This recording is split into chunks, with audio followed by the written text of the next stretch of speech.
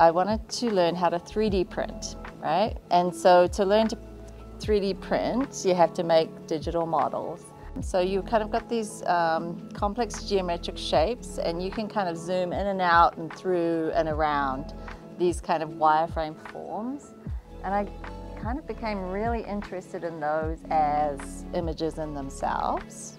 So I purchased the 3D pen at first with a view to trying to make those geometric shapes in space in real life. So taking something from the virtual world and making it physical. And the first thing I found out that because it's a handheld situation, you can't actually get perfectly straight lines. Because as you know, there are no perfectly straight lines in nature. And it wasn't as, it was advertised as you could kind of draw in space. But really, it doesn't quite work that way. So I kind of had to build up with triangles and then kind of build up and make forms out of that.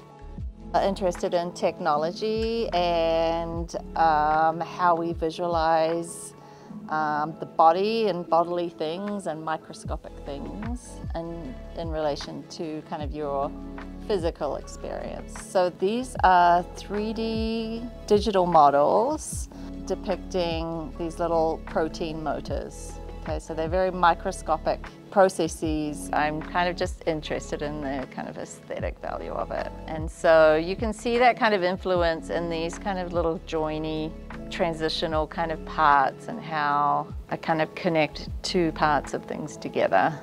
This is the filament. I just buy it on giant rolls. 3D printers use it. And the plastic goes in here and it kind of gets pushed through and heated up to 200 degrees, between 200 and 230, depending on the filament.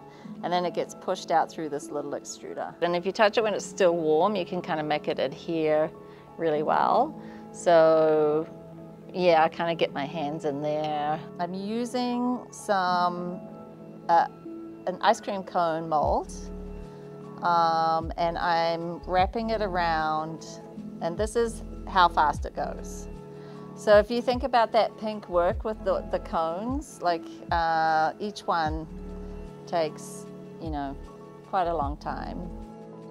I don't want to tell people exactly what to think about it. I want people to just come to their own conclusions. You know, I want to hint at something but not say out loud what they are. So I'm really interested in that tension of like using like high-tech stuff in a very low-tech way.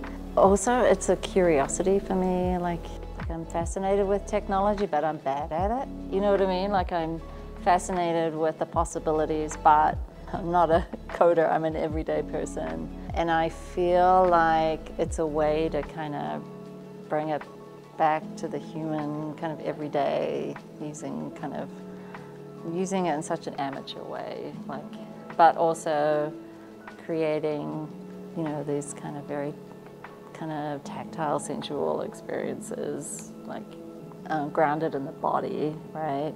Because I feel like technology that, you know, especially if you look at AI, they're very slick and smooth and perfect and ageless and spaceless, and I don't know. And I feel like I just want to resist that all the time.